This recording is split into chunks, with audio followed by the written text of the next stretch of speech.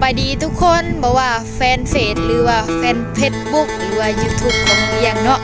เมื่อนี้น้องเอียงก็ได้ขอคิดดีๆมาพี่น้องหลังจากที่แบบว่าน้องเอียงก็เฮ็ดหัวเนาะอันนี้เป็นดินที่พึ่งแบ่งให้เฮ็ดทางพี่น้อง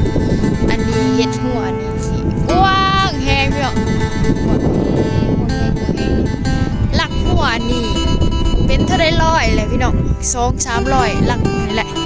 อันนี้ก็มีขอคิดนึงมาเนาะนี่เนาะเพิ่นก็ป่วยสิแล้วนี่พี่น้อง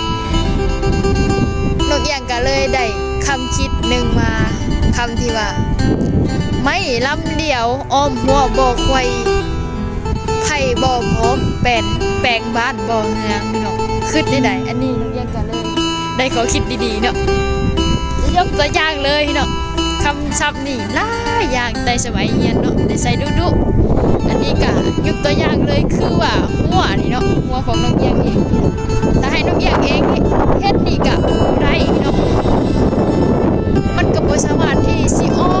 มไปเบิดหัวพี่ดิน2 เฮกตาร์อย่างมีกว้างๆแค่นี้เนาะเป็นแนมบ่เห็นเลยพี่น้องแล้วก็ความที่ของหลักนี่นี่อ้อมไปพูดไปพี่น้องก็ใช้เวลาอยู่หลายสมควรแหละน้องเอียงก็บ่ได้แต่ว่านี่มันก็เว้าถึงการที่แบบความสามัคคีเนาะเฮาเฮ็ดสิ่งใดสิ่งหนึ่งถ้าเฮาบ่มีความสามัคคีกันมาช่วยกันอย่างซี่นะมันก็เฮ็ดให้เฮาแบบมันบ่แล้วมันบ่สำเร็จผลนะบ่เกิดผลมีหยังดอกคันว่าเฮาบ่มีความสามัคคีอันนี้ก็เว้าถึงความสามัคคีเนี่ยเนาะบางอย่างกันได้ขอคิดดีๆเนาะก็ความสามัคคีแบบใดเนาะก็แบบมาช่วยกันเฮ็ดมาช่วยกันอย่างถึงสิหลายแต่ก็มีความสามัคคีแบบว่ามาช่วยเหลือกันมันก็สิ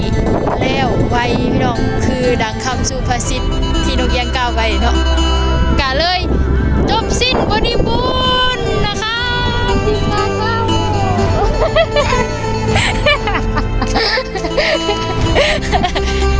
นี่ครับนี่ก็คือคนเฮ็ดนะครับอันนั้นก็คือคนตอกนะครับมีอยู่2 คนพี่น้องทีมงานเท่ากันทีมงานนักหมู่มาทีมงานขุดขุมคนนึงหมู่มาพี่น้องมีอยู่4 คนเนาะมีอยู่4 ทีม4 คนพี่น้องที่มาเฮ็ดหัวนี่นะเห็นบ่กล้วยสิแล้วนี่ก็ใช้เวลาเฮ็ดเดียวก็บ่สามารถที่เฮ็ดได้เนาะจึงนกเอียงก็ได้กล่าวคำสุภาษิตที่เขียนไว้แล้วก็ที่นกเอียงเอามาสมเทียบให้เนาะพี่น้องเนาะก็หลายคนก็อาจยังสิบ่เข้าใจคำถามแบบว่าตอนเรียนเนาะเจ้ามักถามก็เลยนกเอียงเว้าง่ายๆก็เว้าถึงความสามัคคีกันต้องพร้อมๆกันฮักแพงกันไว้คือข้าวเหนียวนึ่งใหม่พี่น้องข้าวเหนียวมันเป็นได้เวลานึ่งใหม่มันสิปั้นแล้วมันสิเหนียวคักเนาะกินก็แซ่บนะอันนี้เราว่าถึงความสามัคคีพี่น้องเอาไปก่อนเด้อ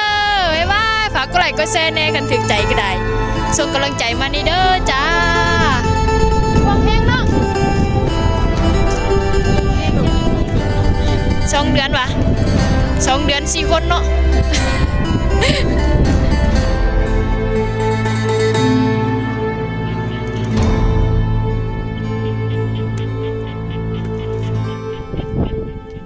Mm-hmm.